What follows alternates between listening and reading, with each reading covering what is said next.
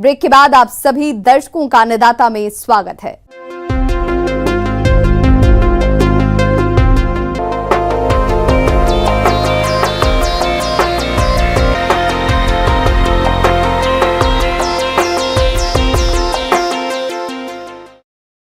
आज के आधुनिक युग में कृषि क्षेत्र में नई नई तकनीकियां विकसित हो रही हैं, जिनका उपयोग करके किसान कृषि कार्य सरलता से कर रहे हैं और अच्छी आय भी कमा रहे हैं। और हम भी अन्नदाता कार्यक्रम के माध्यम से समय समय पर कृषि और इससे संबंधित कई तरह की जानकारियां आप तक पहुंचाते रहते हैं, ताकि आप इन तकनीकियों को अपना कर लाभान्वित हो सके। और इसी के अंतर्गत आज हम बात कर रहे हैं पोटैटो प्लांटर के बारे में। इस यंत्र से आलू की बुआई करने में किसानों को काफी आसानी तो रहती ही है, साथ ही मजदूरों की समस्या से भी छुटकारा मिलता है। और इस यंत्र से आलू की बुआई कम समय और कम लागत में आसानी से की जा सकती है।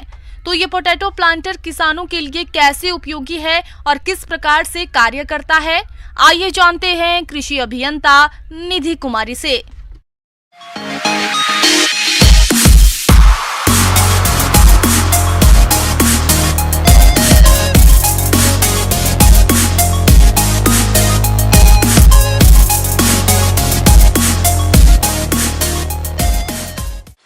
जैसा कि हम सभी जानते हैं कि रबी में जो हमारा सबसे महत्वपूर्ण फसल अगर तो हमारे यहाँ आलू का बहुत महत्व है।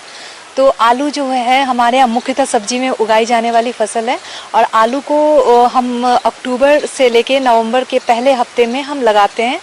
और हमें ये मेंटेन रखना पड़ता है कि हमारे खेत में नमी जो होती है वो उचित मात्रा में होनी चाहिए, ज़्यादा नमी नहीं होनी चाहिए हमारे खेत में। मशीन एक बहुउपयोगी बोने की मशीन है। इस मशीन का उपयोग सभी प्रकार के आलू बोने के लिए किया जाता है। आलू की खेती के लिए कड़ी मेहनत की जरूरत होती है। आलू बोने की मशीन की मदद से शारीरिक श्रम पर निर्भरता कम हो जाती है। इस मशीन को ट्रैक्टर के साथ जोड़कर चलाया जाता है। तो हमारे यहाँ दो तरह के जो प्लांटर जो प्रचलित है, जैसे कि आप देखेंगे जब पहले पुराने तरीके में हम लोग अपने से मेड़ बनाते थे, क्यारी में 50 से 60 सेंटीमीटर की डिस्टेंस को मेंटेन करते थे। तो वो अब करने से क्या होता है कि हमारे यहाँ लेबर कॉस्ट बहुत ज़्यादा चला जाता है। तो अभी क्या है, हमारे यहाँ दो पद्धतियाँ हैं जो पोटैटो को प्लांटिंग करने के लिए यूज़ कर सकते हैं, जो आलू की बुआई के लिए यूज़ करते हैं। वो एक होता है सेमी पोटैटो प्लांटर और दूसरा होता है जो बोलते हैं उसको ऑटोमेटिक पोटैटो प्लांटर।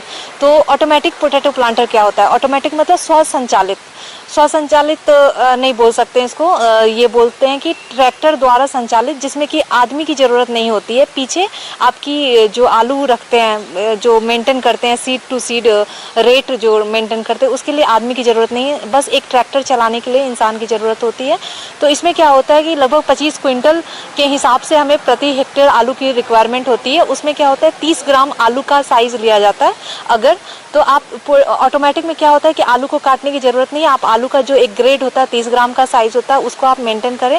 और इसमें कप फीड रोलर मैकेनिज्म होता है, जिसमें कि कंपनसेटरी ट्रे लगा होता है। तो ट्रे में हम क्या करते हैं, हॉपर्स के सहारे उसमें आलू जो होता है कप के थ्रू वो जाता है और आपकी मिट्टी में गिरता है और साथ ही साथ वो क्यारी बनाता चला जाता है, जिसकी हाइट 15 सेंटीमीटर 10 से 15 सेंटीमीटर की होती है।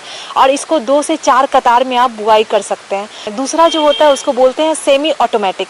मतलब इसमें क्या होता है, एक तो ड्राइवर होता है जो ट्रैक्टर को चलाता है, 35 HP से ऊपर का ट्रैक्टर चाहिए होता है, और 2 लोग चाहिए होते हैं जो आपका पीछे में आपका आलू को मेंटेन करे। मतलब आलू जो होता है उसमें फ्लूट रोलर मैकेनिज्म होता है, जिसमें आलू आपको रखना होता है, मतलब निश्चित समय पे उसको गिराते रहना पड़ता है। और उसमें अगर 2 कतार है तो 2 लोगों को बिठाना पड़ेगा, पीछे सीट लगी हुई होती है।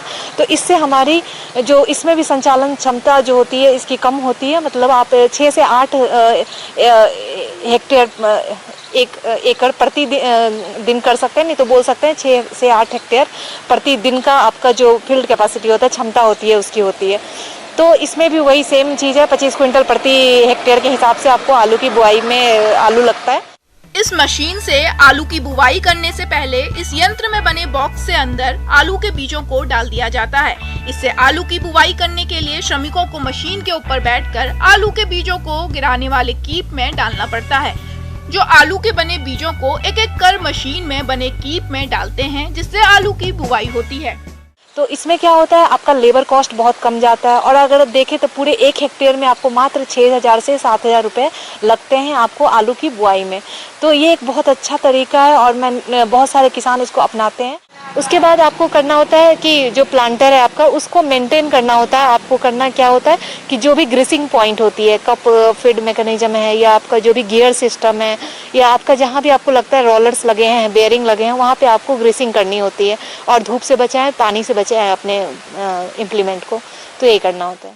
आगे और भी हैं खेती बाड़ी से जुड़ी हुई बहुत सी रोचक जानकारियां। यहां रुकेंगे एक छोटे से ब्रेक के लिए।